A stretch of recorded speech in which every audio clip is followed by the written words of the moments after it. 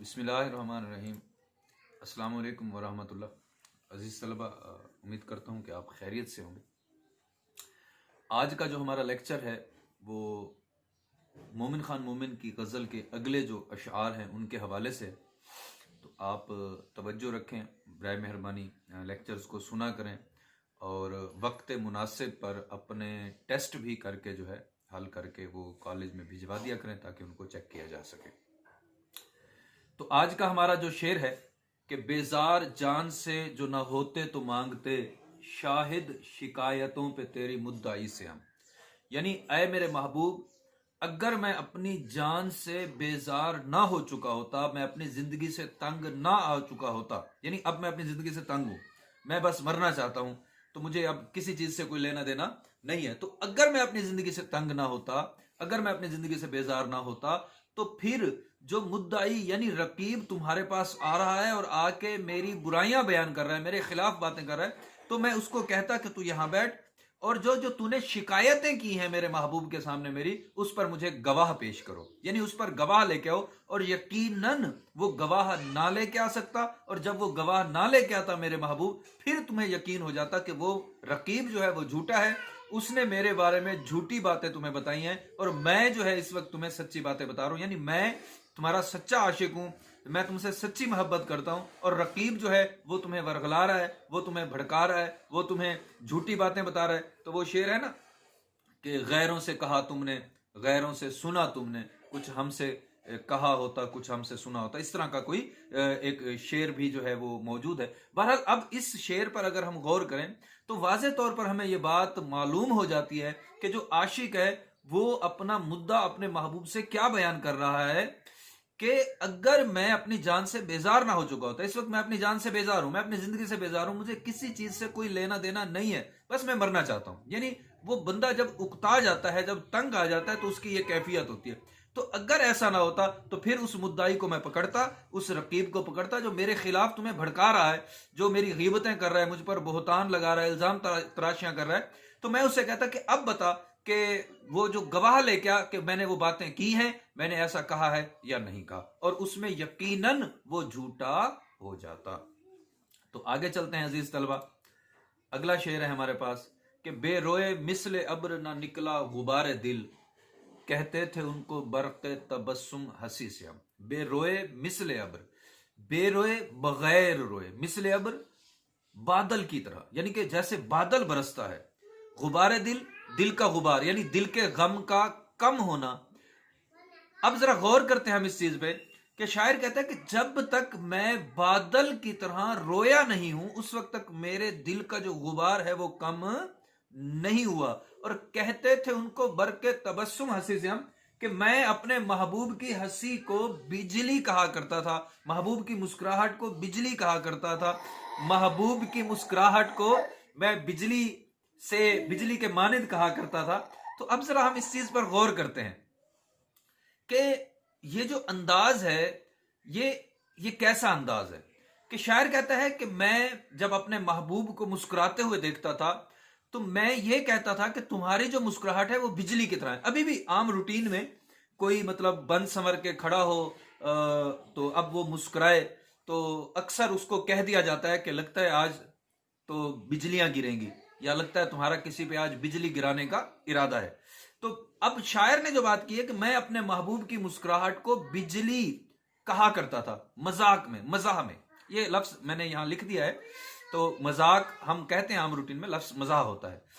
تو اب کیا کہ وہ بجلی مجھ پر ہی گری، یعنی اب کیا تھا کہ وہ محبوب میرا مجھ سے جدا ہو گیا، تو ہجر میں، جدائی میں اب وہ بجلی مجھ پر ہی گری۔ اب کیا ہے کہ اب میں روتا ہی رہتا ہوں، آنسو ہی بہاتا رہتا ہوں، اور جب میں بادل کی طرح نہ روؤں اس وقت تک میرے دل کا جو غبار ہے وہ کم ہی نہیں ہوتا۔ تو وہ ایک میرے خیال میں سیکنڈ ایئر میں ایک شعر ہے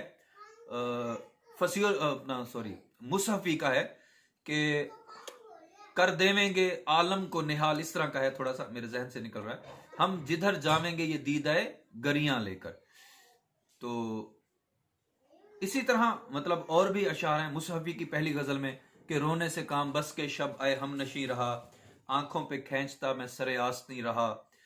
تو یہ مطلب رونے کی جو کیفیت ہے اسی طرح کا ایک شعر خواجہ حیدر علی آتش کی غزل میں بھی ہے کہ مزہ غم کے کھانے کا جس کو پڑا وہ اشکوں سے ہاتھ اپنا دھویا کیا. تو اب یہاں شاعر نے اپنے غم کی شدت کو بیان کیا ہے. اب وہ غم کی شدت کا سبب کیا ہے کہ وہ محبوب کا مسکرانا. یعنی اب وہ جدائی ہے تو جدائی میں جب وہ یاد آتا ہے تو پھر وہ انسان جو ہے وہ محبوب کی یعنی جو عاشق ہے وہ محبوب کی وہ مسکراہٹیں یاد کر کے وہ مسکرانا یاد کر کے آنسو بہاتا ہے, آہو زاری کرتا ہے, روتا رہتا ہے. تو یہی کیفیت جو ہے وہ اس شعر میں بیان کی گئی ہے. آگے چلتے ہیں کہ کیا گل کھلے گا دیکھیے ہے فصل گل تو دور اور سوئے دشت بھاگتے ہیں کچھ ابھی سے. کیا گل کھلے گا, کیا انوکھا کام ہوگا, کیا نیا کام ہوگا, پتہ نہیں کیا ہوگا. تو اب فصل گل تو دور ہے, بہار کا موسم جو ہے وہ بھی بہت دور ہے, اور سوئے دشت بھاگتے ہیں, اور ہم ابھی سے جو ہے وہ بھاگ رہے ہیں. کس کی طرف بھاگ رہے ہیں ہم صحرا کی طرف بھاگ رہے ہیں. اصل میں اب ذرا غور کرتے ہیں کہ جو ایک عاشق ہے, عاشق جو ہے وہ صحرا بیابان ویرانے کی طرف بھاگنا کیوں پسند کرتا ہے؟ کیونکہ جب بہار کا موسم آتا ہے تو ہر کوئی اپنے محبوب کے ساتھ, جیسے اسی غزل کے دوسرے شعر میں ہم نے پڑھا کہ ہنستے جو دیکھتے ہیں کسی کو کسی سے ہم, منہ دیکھ دیکھ روتے ہیں کس بے کسی سے ہم. تو جو ایک عاشق ہے اس سے وہ بہار کا موسم برداشت نہیں ہوتا, وہ پھولوں کا کھلنا, وہ رعنائیاں, وہ خوبصورتیاں. تو اب وہ جب اس سے برداشت نہیں ہوتا تو وہ دیوانہ وار جنگلوں کی طرف بھاگ جاتا ہے. تو اب یہاں جو شاعر نے بات کی ہے اس چیز پر غور کرتے ہیں. شاعر کہتا ہے کہ ابھی بہار کا موسم بہت دور ہے اور ہم ابھی سے صحرا کی طرف جا رہے ہیں, تو پھر جب بہار کا موسم آئے گا اس وقت کوئی انوکھا کام ہی ہوگا, مطلب کوئی عجیب ہی ہوگا, پتہ نہیں کیا ہوگا ہمارے ساتھ. یعنی جب بہار کا موسم نہیں آیا اور ہم غم کی شدت کے سبب صحراؤں بیابانوں دشت اور ویرانوں کی طرف بھاگ رہے ہیں, تو جب بہار کا موسم آئے گا تو پھر پتہ نہیں کیا ہوگا, کیا انوکھا کام ہوگا. وہ ایک شعر ہے نا کہ جب بہار آئی تو صحرا کی طرف چل نکلا. تو یہ اس طرح کا کوئی شعر ہے میرے خیال میں. تو دل میرا پاگل تھا, اس طرح وہ کوئی دل میرا پاگل نکلا. مجھے ابھی پہلا والا مصرع جو ہے تھوڑا سا یاد نہیں آ رہا. تو بہرحال یہ جو بہار اور غم کی شدت اور عاشق کا جو ہے وہ جنگلوں بیابانوں کی طرف بھاگنا, یہ اس شعر کا مضمون ہے, مفہوم. آخری شعر ہے کہ لے نام آرزو کا تو دل کو نکال لیں, مومن نہ ہو جو ربط رکھیں بدتی سے ہم. کہ اگر ہمارے دل نے آرزو کا نام لیا, اب دیکھیں دونوں طریقوں سے. ایک تو پہلے والا جو مفہوم میں نے آپ لوگوں کو بتایا تھا جب ہم نے یہ غزل شروع کی تھی کہ مولانا فضل الحق خیر آبادی اور مومن دوست تھے, تو مولانا فضل الحق خیر آبادی کا تخلص آرزو ہے. تو ان کا کسی مسئلے پر بحث ہوئی تو مومن نے وہ شطرنج پھینک دی اور پھر یہ مصرع بولا تھا. تو اب اس انداز میں کریں گے تو مطلب اگر میرے دل نے میرے دوست آرزو کا نام لیا تو میں اپنے دل کو نکال کے پھینک دوں گا. اب دوسرا جو اس کا مفہوم ہے عام اردو شعری روایات کے مطابق کہ اگر اب میرے دل میں کوئی آرزو پیدا ہوئی تو میں اپنے دل کو نکال کے پھینک دوں گا. اب ذرا غور کریں اس چیز پہ کہ آپ لوگوں نے 9th میں ایک شعر پڑھا ہوگا بہادر شاہ ظفر کا کہ ان حسرتوں سے کہہ دو کہیں اور جا بسے, اتنی جگہ کہاں ہے دل داغدار میں. مطلب ایک خواہش کی وہ پوری نہیں ہوئی, دوسری خواہش ہوئی آرزو تمنا وہ پوری نہیں ہوئی, تیسری وہ پوری نہیں. اب وہ جو خواہشیں ہیں وہ جب ٹوٹتی ہیں تو پھر کیا ہوتا ہے کہ انسان مطلب ایک لمحہ ایسا آیا, ایک سٹیج ایسی ہے کہ وہ بندہ تنگ ہو گیا. وہ کہتا ہے اب اگر میرے دل میں کوئی خواہش پیدا ہو, یعنی جیسے ہم کسی کو سمجھاتے ہیں, اس نے ایک حرکت کی, ہم نے کہا اچھا تمہیں معاف کیا, دوسری کوئی کی شرارت, اچھا بھی معاف کیا, تیسری شرارت کی معاف کیا. اب کہتے ہیں اب اگر تم نے شرارت کی نا میں جناب تمہیں یہ سزا دوں گا.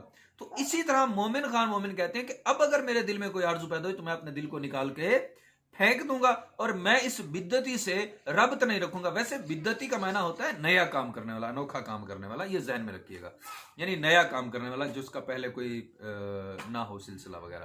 تو اس لیے یہاں یہ بات بہرحال بیان کی گئی ہے. یہ اس شعر کا مفہوم ہے, یہ ہماری آج کی غزل ہے. تو میرا بیٹا آپ لوگوں نے اچھے طریقے سے اس غزل کو تیار کرنا ہے, اس کی تشریح تیار کرنی ہے, اور اپنے ٹیسٹ جو ہے نا برائے مہربانی وہ آپ نے وقت پہ پہنچا دینے ہیں تاکہ ان کو چیک کر کے واپس بھجوایا جا سکے. تو انشاءاللہ نیکسٹ جو بھی ہمارا لیکچر ہوگا آپ اس کو سنیں گے. اور سلیبس میں نے پہلے ہی اپلوڈ کروا دیا تھا, میں نے خود بھی کیا تھا, تو آپ لوگ اپنے سلیبس کو چیک کریں گے, دیکھ لیں گے اور اس کے مطابق اپنی تیاری کرتے رہیں گے. اللہ تعالیٰ آپ کا حامی و ناصر ہو. انشاءاللہ نیکسٹ لیکچر میں آپ سے ملاقات ہوگی. السلام علیکم ورحمۃ اللہ وبرکاتہ.